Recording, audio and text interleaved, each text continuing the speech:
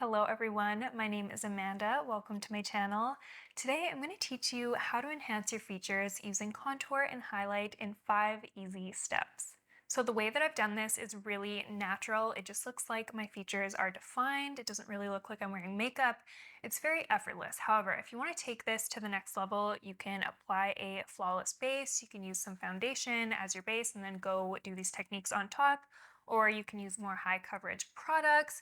You can build up even more. This is just my general technique that I think gets the most flattering results, and it's honestly pretty easy to do. So if you want to find out how I did this, make sure to keep on watching. But before we get into it, please give this video a thumbs up and subscribe to my channel. It really helps me out so much. I would greatly appreciate it. But yeah, let's get right into it. Okay, so the first step is really important. To me, contour and highlighting needs to have a moisturized base. It makes the job so much easier. Trust me, there's nothing worse than trying to blend out contour and highlight on dry, flaky skin. So with that being said, on my skin right now, I have the Road Glazing Milk with a little bit of the Road Glazing Peptide Fluid on top. And for me, this creates a really nice hydrated base as someone with a dry skin.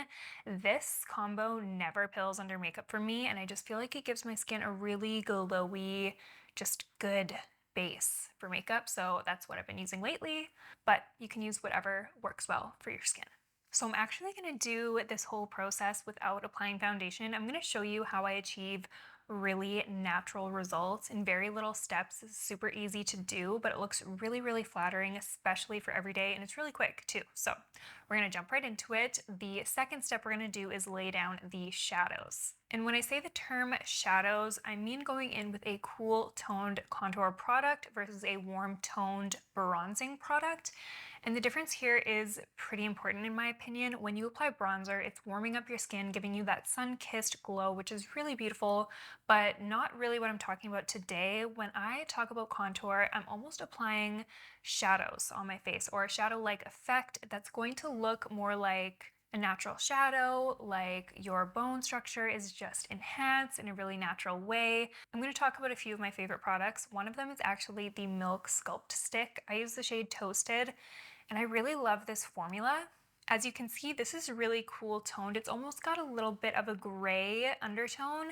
This is really great if you have fair skin. However, Milk makes a ton of different shades in this Sculpt Stick that are a little bit more of a cooler tone, so you can achieve that very sculpted facial features effect, if that's what you're going for. This one's a little bit warmer, but still definitely on the cool tone side. This is the Westman Atelier Face Trace Contour Stick. This one is really beautiful as well. I love this one. These both blend out really, really easily. To me, it's really important if you want a very natural effect to use cream products when it comes to contouring. I do like going in with a stick from time to time because it is so quick and easy to just get that product on and blend it out. However, if you are a beginner, I actually don't recommend going straight in with a stick, and here's why. If you're a beginner, I actually recommend warming up the product on the back of your hand before applying it to your face, because this is going to give you a lot more of a forgiving blendability because that product is already warmed up and ready to just melt into your skin, whereas if you go in with a stick directly, the product isn't warmed up and it's going to be a little bit more difficult to blend. But anyways, I'm not actually going to use a stick contour today. I'm going to use a cream contour that comes in this complete palette by Makeup Forever. I think these palettes are amazing, especially for dry skin. These are called the HD Skin Face Essentials Palette, again by Makeup Forever. These are so good. They have everything you need in it. I believe this one is in the shade Harmony Number 1. It doesn't actually say on here, but I think it's Harmony Number 1. I'm going to link it down in the description box below. But so good for dry skin, so easy to use for beginners, and it has everything you need. It has contour, highlight, your foundation color. You can mix something that you need. There are glowy, shimmery highlights here. There are some blushes. It's just absolutely gorgeous, and I would actually recommend these for beginners, but not just beginners. Professional makeup artists can use this as well. I just truly think this is a genius product. It's a little bit on the pricey side, but it just makes your life so much easier, and you will see how creamy these apply. When I was talking earlier about warming the product up on the back of your hand, I'm going to show you what I meant. So I'm going to pick up this cool toned contour shade here. As you can see, it's a little bit gray, and that's exactly what we want. So I'm going to pick that up here, just using a little spatula. This is a palette that I actually like to use in my pro kit, so I'm picking it up with a spatula just to make sure it's nice and sanitary, but you can totally go right in with a brush with these if you want to. And I'm just going to go ahead and place that on the back of my hand, and I'm actually just going to start pressing that product in. So I like to go in with a brush that can give me precision and detail when applying contour, so I really like the Makeup Forever 118 straight brush. It's got a little bit of a tear shape, so you can be super precise with this. And I'm just going to start picking up a small amount of that on my brush. I want to make sure it's evenly distributed, so I'm just taking my time to pick this up here and make sure that, again, it's evenly distributed on the face of the brush so that it doesn't apply patchy. That's really important. And now to lay down that product. So I want to just really examine my face and see where my natural kind of bone structure falls. So right here I can see is the hollow of my cheek. You can feel it. If you roll your brush along your cheek, you can see where the deepest part of your cheek is, in case you aren't really sure. But you want to make sure you apply above that most hollow part and not below, because you want your features to look lifted and defined, and applying it below can make them look a little bit sunken. It can almost like age you a little bit.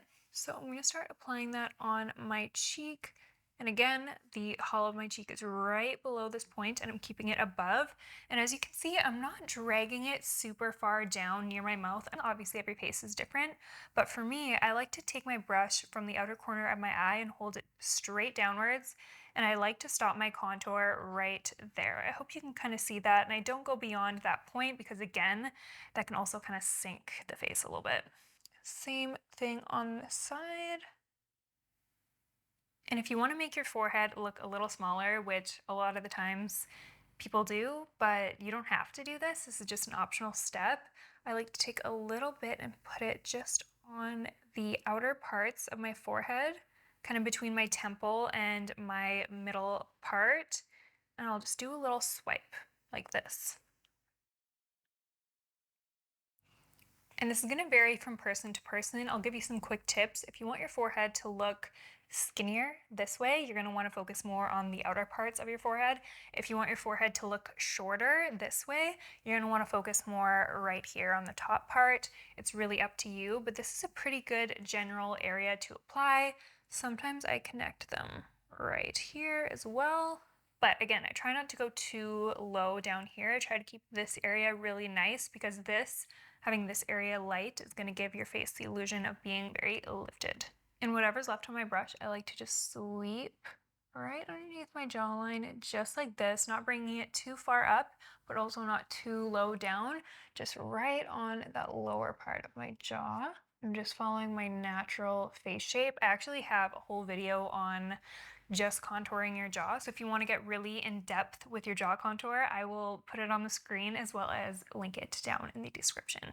And I also like to put a little bit of contour on the nose, but I really keep it super minimal. So I'm picking up a tiny amount of product on my brush, and I'm actually just cheating my contour application a little bit. I'm applying it almost a little bit skinnier than my natural nose is, and keeping it really straight. You don't want to blend your nose contour out on the sides of your nose, because that's going to actually make your nose look bigger. So I find just a little bit slightly closer to the center of my nose gives the illusion of a very tiny nose. I also like to take a little bit right underneath the tip of my nose here. I also put a little half circle shape right above the tip of my nose here and drag it downwards just to define the tip of my nose. It's going to give me more of like a button nose effect. Now we're going to go ahead and apply the highlights on the face. So this, you're going to want to use either concealer or some kind of cream product that is a shade lighter than your natural skin, or very close to the natural shade of your skin if you really want to go for a natural look. I'm using the Armani Luminous Silk Perfect Glow Concealer in the shade 3.75, and I'm going to apply that in all the areas I want to bring forward. So shadows will bring the areas on your face back and sculpt them, whereas highlights are going to bring these areas on your face forward and just make them more bright. I always like to start in the center of my face, so I'm actually going to start applying that concealer underneath my eye here, and I'm going to be tracing along the side of that nose contour here. And that's also going to give the illusion of an even smaller nose. Just trust the process. I'm going a little bit under my eye as well. I'm really focusing on the area right here where I get dark. Wherever that is on you, you can focus on that area too if you'd like. And I'm really trying to not over apply here. I'm kind of trying to keep this quite contained to only where I need it because I want this to look really natural. For more of a lifted effect, I like to take my concealer slightly on the outer corner of my eye and flick it up towards my temple, just like this. I also like to put a little bit on the brow bone to highlight this area, like so. I like to apply concealer in the center of my forehead as well, just to bring this area forward and to bring a little bit of brightness. And I'm also going to bring this down the nose. Really just keeping that to the very center part of my nose and a little bit right on the tip of my nose here. Again, just emphasizing that button nose shape. And then I like to put it on my chin area, again, just to bring this forward. Another underrated spot to put highlight is right here, following the corner of the mouth upwards, just like this, to give a little bit of a lifted effect to this area. And I also like to put a little bit of concealer right below my contour. We're going to blend this and use it to sharpen a little bit later on. And I'm focusing that right below the hollow of my cheek. I'm not applying it right on the hollow, I'm going right underneath it. All right, so now step 3 is to blend all of this together, and I'm going to show you exactly how I do it without making it a big muddy mess. So I'm going to go in with a pretty detailed brush. This one's by Makeup by Mario. I'm going in with the F4 and I'm using the smaller side. This is an angled brush just like this, but you can use any kind of more defined, dense brush. Another one I really like actually, this Rephr dual-ended brush. I really like the small side here to blend out contour. I think it's amazing. But I'm going to go right in and start just tapping on that contour. And what I love about this specific product in particular is that it just melts right into the skin with no effort. And I'm just blending everything upwards towards my temple and into my hairline. And I'm really trying not to blend that contour downwards. I'm just patting it instead of dragging it, and I'm doing upwards motions. And I'm not trying to blend that in with the concealer just yet. You have to be very patient here. So I start with the cheekbone and then I move to the forehead, and again, same thing. I'm just tapping that in and dragging it up and towards my hairline. I hope you can see how natural this is and how easy this is for me to blend. Honestly, this product plus this technique is just so beginner friendly. I am obsessed with this combo. Just take your time during this step. Really just press it and work it into the skin. Avoid dragging it back and forth. You don't want to disrupt your skincare underneath, and you don't want any streaks. You just want to press it and just think like you're melting it into the skin. Same thing underneath the jaw. Just making sure there are no lines. Making sure that's nice, blended out and soft under the chin. Now for the nose, I'm going to switch brushes. I'm going in with a Rephr 12 brush. This is just a small round tipped brush. It's a little bit fluffier. And I'm going to work that nose contour right into the skin. Again, don't worry about blending it in with the concealer quite yet. You're really just patting the edges of that product to soften it up and melt it into the skin. We're just going to take our time to tap on top of those lines. They really do not need to be perfect yet, because once we blend that concealer out, it's going to even further perfect and clean up these lines. Now I'm just going in with a kind of kitten paw shaped concealer brush. This is a Kevyn Aucoin concealer brush. Rare Beauty does a good one. Hourglass is a really good one, but you can use whatever you want. You can use a beauty sponge if you want to. And we're just going to tap out that concealer. Again, the theme here is just kind of tapping everything into the skin. We're not really sweeping our brush around too much and dragging that product. We're just kind of keeping it pretty contained. and just pressing and melting, like I said earlier, into the skin. Under the eyes, you can kind of, if you want, press some of the excess product down into the cheek. I have a little bit of redness and discoloration on my cheek, so I kind of take the excess and drag it down to my cheek, but you don't have to do that if you don't want, totally up to you. And I'm almost keeping this line on the edge of my nose here a little bit sharper, just to give us the illusion of like a really snatched nose. And a little tip I like to do actually to lift my face even more, you see this sharp line coming out from the outer corner of my eye? I actually like to keep it a little bit sharp, not like super harsh. I will tap it out a little bit, but I do like to keep it a little bit sharp like that because I feel like it lifts the face really nicely. So I like to be mindful of that also when I'm blending out my concealer on my brow bone. I don't apply concealer all over the eye because if you're going for a really natural look, I almost like to keep the discoloration on my eye. It kind of acts as a natural shadow. Can you see what I mean? Same thing on the other eye. This concealer is so creamy and blendable. I love it so much.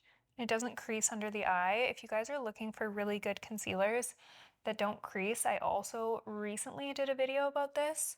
I will also link it down in the description and put a little link on the screen as well if you want to go and watch that video. This concealer made it on my list and it's one of my favorites. And then I'm going to move on to around my chin here.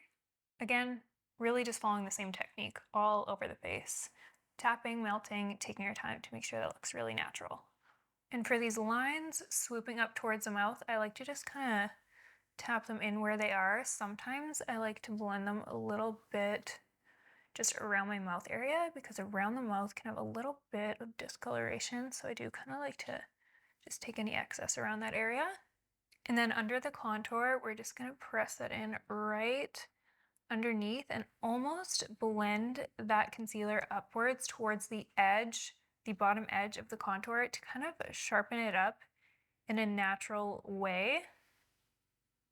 And then what I like to do, especially if it looks a little angular here, I like to take a duo fiber brush, this one's by Refi, and I just tap that brush right over those two. And this creates the most beautiful, just effortless airbrushed look on the cheek while still looking really defined and lifted. See how that just softly diffused that out? And it was so easy to do.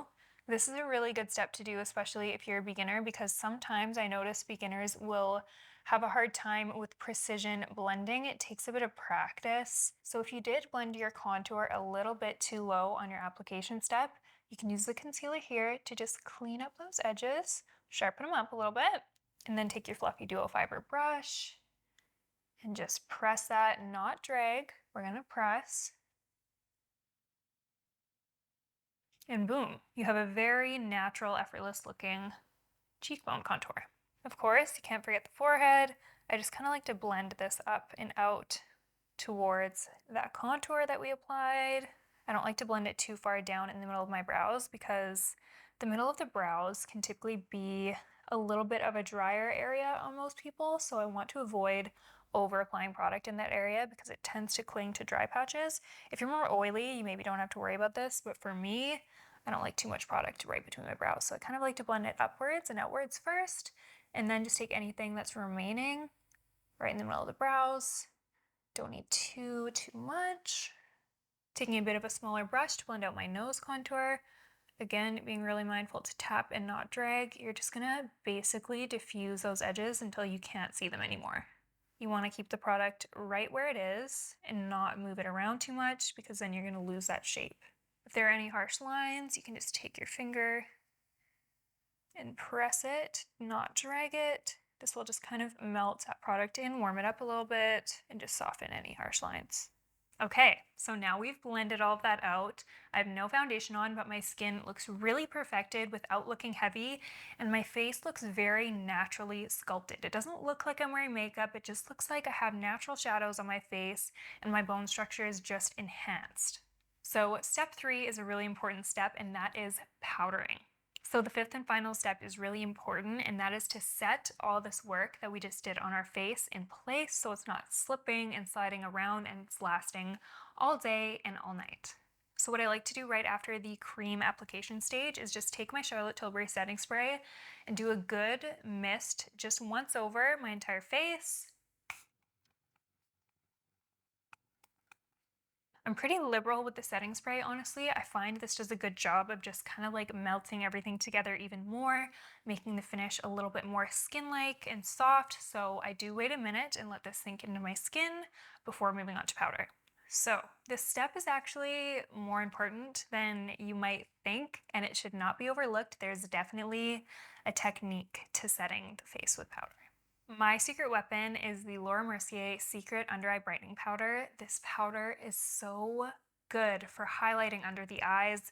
It does not crease underneath the eyes. It makes your concealer so smooth and last all day long. It does not budge. This is one of the most long-lasting powders that I've ever used. I don't know why more people don't talk about this. This is one of the most underrated products, in my opinion. But I'm going to show you it in action. But first, there's a very important step that you do not want to miss because it can ruin your entire makeup if you do not do this, okay?